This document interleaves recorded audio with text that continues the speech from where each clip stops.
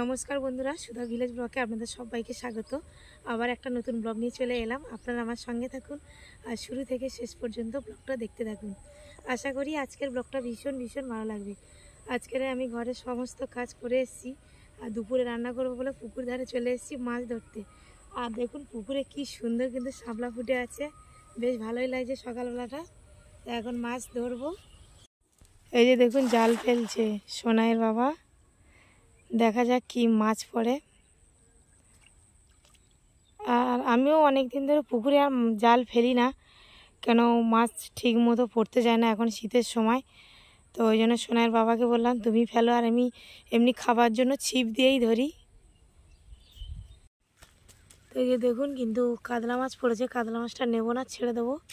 মাছটা ছোট, ওই জন্য ছেড়ে দিলাম। আর এই যে একটা তেলাপিয়া পড়েছে, তেলাপিয়াটা নিয়ে নেবো। পুরো পুকুরটাই কিন্তু একদম শাপলা কিন্তু ভরে আছে ফুটে। আর এই পুকুরটাই কিন্তু 12 মাস শাপলা হয়, মানে কোনো সময় বন্ধ নেই, সব সময় শাপলা হতেই আছে।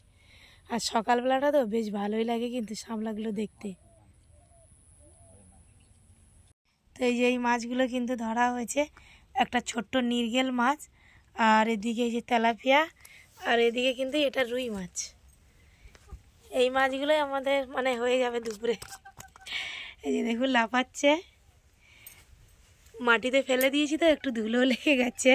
তো মাছগুলো এখন কেটে নেব। মাছগুলো আমি কেটে ভালো করে ধুয়ে পরিষ্কার করে নিয়েছি। আর এদিকে এই যে মিষ্টি কুমড়োও কেটে নিয়েছি, আলু আর মিষ্টি কুমড়ো এইটা দিয়েই কিন্তু মাছ রান্না হবে, ওই মাছগুলো দিয়ে। আর মিষ্টি কুমড়ো দিয়েই কিন্তু ভালো লাগে খেতে মাছ। আর জ্যান্ত মাছের ঝোল তো যে কোনো সবজি দিয়েই রান্না করবেন কিন্তু ভালোই লাগে খেতে। তো এই যে রান্না আমার কিন্তু হয়ে গেছে, আর আমরা এবারে খেতে বসবো সবাই। খুব সুন্দর হয়েছে কিন্তু তরকারিটা, একটু টেস্ট করে দেখলাম। আর জ্যান্ত মাছ দিয়ে তো কুমড়ো এর আগেও আমি অনেকবার রান্না করেছি, তো আজকের আপনাদের সঙ্গে একটু শেয়ার করে নিলাম। আমি এখানে এসেছি, গরু ছাগলের ওষুধ দিচ্ছি আমাদের সরকার থেকে, তাই এখানে আনতে এসেছি। এই যে গাড়ি দাঁড় করানো আছে, আর ওই ভিতরে কিন্তু দাদারা আছে। তো এই যে ওষুধ নিয়ে আমি কিন্তু বাড়ি চলে এসেছি। এটা কিন্তু ভিটামিন দিয়েছে গরু ছাগলের, আর এটা কৃমির ওষুধ, আর এটা দিয়েছে মুরগি হাঁসের, মানে এটা মানে কৃমির। আর এটা আমাদের একটা ছাগলের দিয়েছে, তার পেটে বাচ্চা, সেটা মানে এটা ভিটামিন। এই ওষুধগুলোই দিয়েছে। তো এই যে বিকালের দিকে আমি একটু মাঠে চলে এসেছি, আর এই যে দেখুন সূর্যটা কিন্তু একদম পুরো গড়ে গেছে। আর এই যে ধান দেখতে এসেছি একটু, ধানটা কিন্তু অনেকটাই পেকে গেছে, আর বেশি দিন বাকি নেই। আর ওই যে পাশে যে ধানটা আছে ওটাও আমার মামার ছেলের, ওর ধানটা কিন্তু পেকেই গেছে। আর আমাদের ধানটা একটু মানে বাকি আছে। এই যে দেখুন,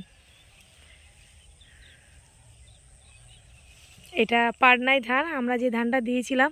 আর ইঁদুরে কিন্তু অনেকটাই খেয়ে নিয়েছি, বেশি মানে হবে না, মনে হচ্ছে 1-1.5 বস্তা হবে ধানটা কেটে মানে ঝাড়লে। তো এই যে দেখুন পুরো মাঠ কিন্তু সব ধান কিন্তু মানে হাফ পাকা পাকা হয়ে গেছে, আর বেশি বাকি নেই। তো আজকের ব্লগটা এখানেই শেষ করছি। যদি ব্লগটি ভালো লাগে সাবস্ক্রাইব, লাইক, কমেন্ট, শেয়ার করবেন, আর আমার পাশে থেকে আমাকে সাপোর্ট করবেন। যারা আমার ফেসবুক পেজে ভিডিওটা দেখছেন পেজটিকে ফলো করবেন। সবাই ভালো থাকবেন, টাটা।